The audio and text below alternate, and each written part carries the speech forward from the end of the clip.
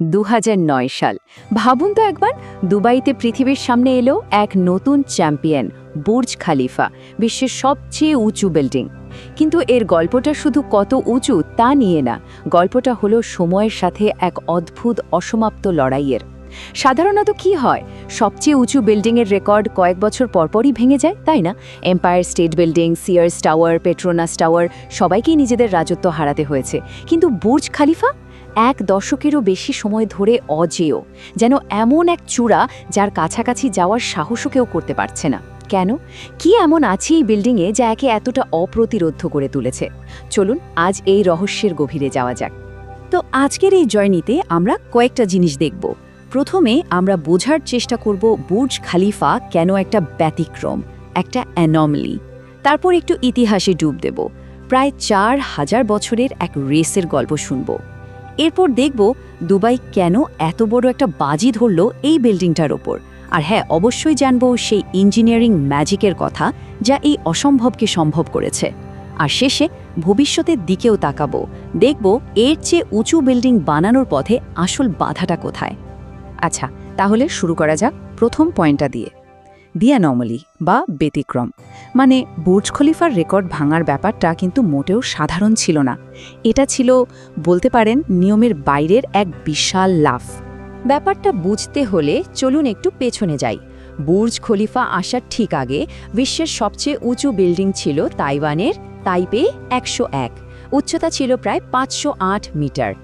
এখন সাধারণত কি হয়, নতুন যে বিল্ডিংটার রেকর্ড ভাঙে সেটা আগেরটার চেয়ে 5 থেকে 10%, খুব বেশি হলে 19% উঁচু হয়।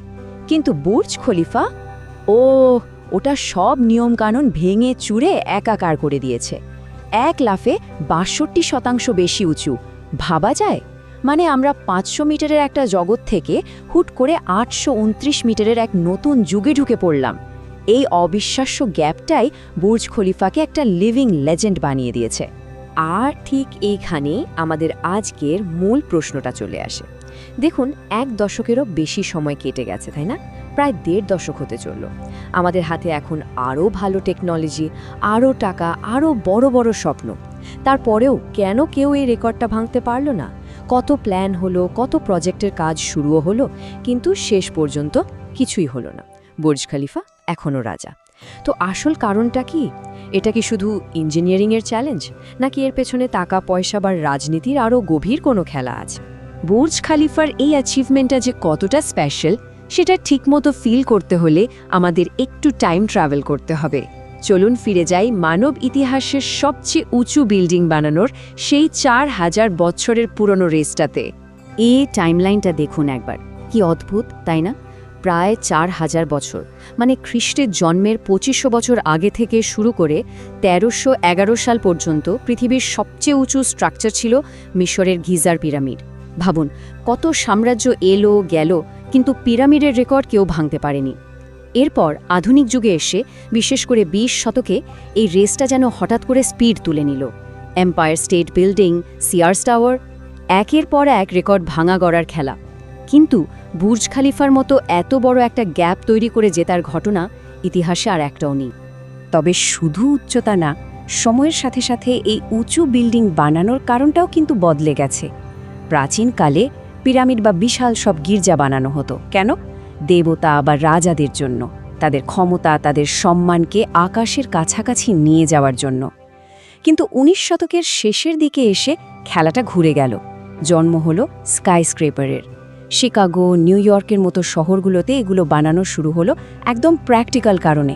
ব্যবসা বাণিজ্য, মানুষের থাকার জায়গা, মানে অর্থনৈতিক কাজের কেন্দ্র হিসেবে। হ্যাঁ, ক্ষমতা দেখানোর ব্যাপারটা হয়তো তখনও ছিল, কিন্তু তার প্রকাশের তরিকাটা বদলে গিয়েছিল। তো এবার আসা যাক বুর্জ খলিফার পেছনের আসল কেনতে। এটা শুধু একটা বিল্ডিং ছিল না, এটা ছিল দুবাই নামের একটা শহরের ফিউচার নিয়ে খেলা।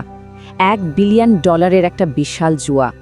2000 সালের দিকে দুবাইয়ে যারা শাসক ছিলেন তারা একটা জিনিস খুব ভালো করে বুঝেছিলেন, তাদের পুরো অর্থনীতি চলছে তেলের ওপর, আর এই তেল তো একদিন শেষ হবেই।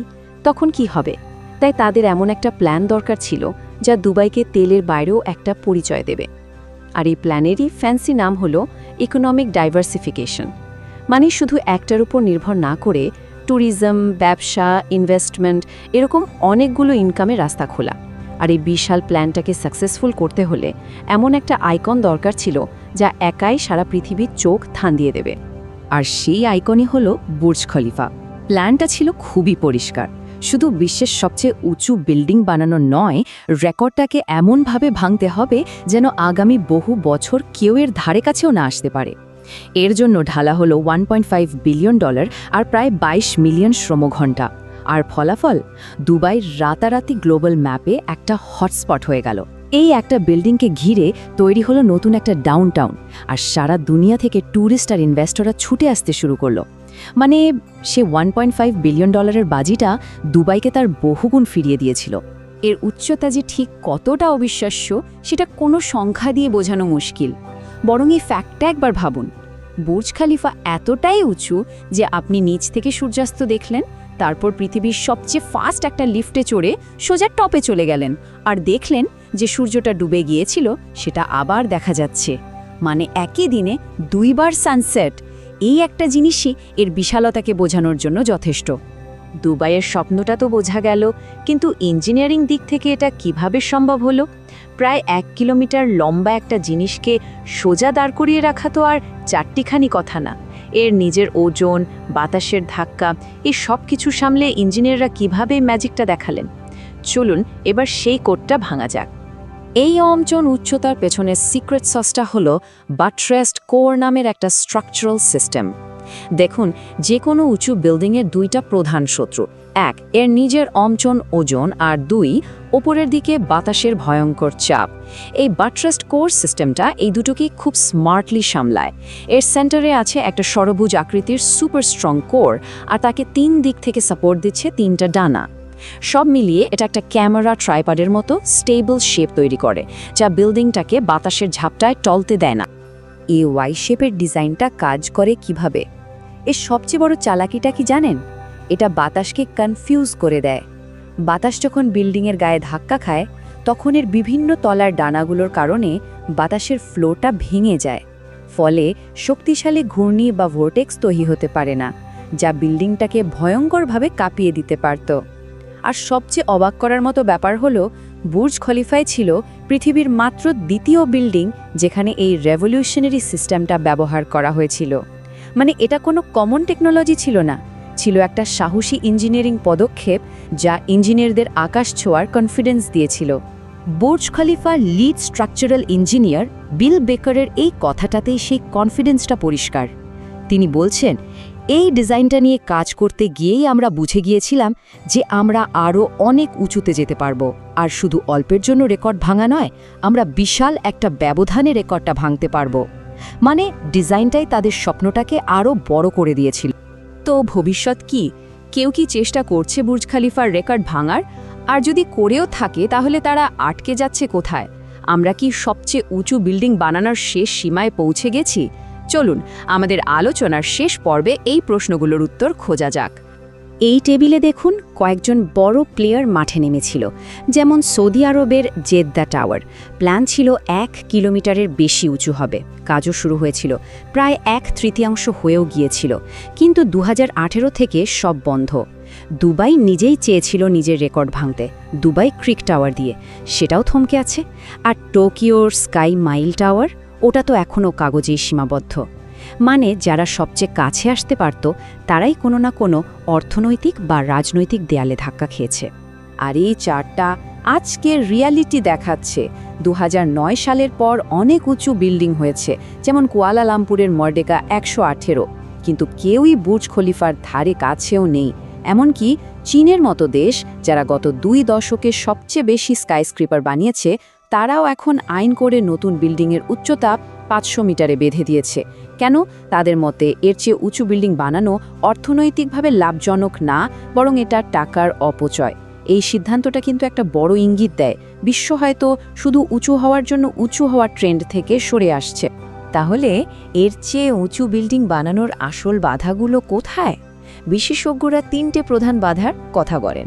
1, মেটেরিয়াল বা নির্মাণ সামগ্রীর লিমিট। আমরা কি এমন কনক্রিট বা স্টিল বানাতে পারবো যা নিজের ওজনেই ভেঙে পড়বে না? 2, মানুষের শরীর। অনেক উঁচু বিল্ডিংয়ের বাতাসের চাপ বা দুলুনির সাথে আমাদের শরীর কতটা মানিয়ে নিতে পারবে? আর ৩, এবং সম্ভবত আজকের দিনের সবচেয়ে বড় বাধাটা হলো আর্থসামাজিক ইচ্ছা।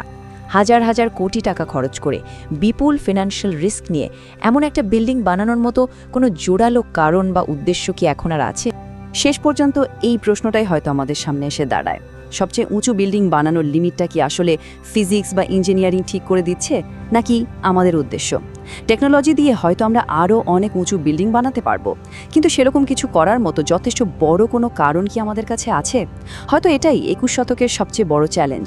আর বুর্জ খলিফার এই দীর্ঘ রাজত্ব হয়তো আমাদের এটাই শেখাচ্ছে যে মানুষের আকাশ ছোঁয়ার দৌড়টা এখন আর ইট সিমেন্টের নয়, বরং একটা জোরালো উদ্দেশ্যের।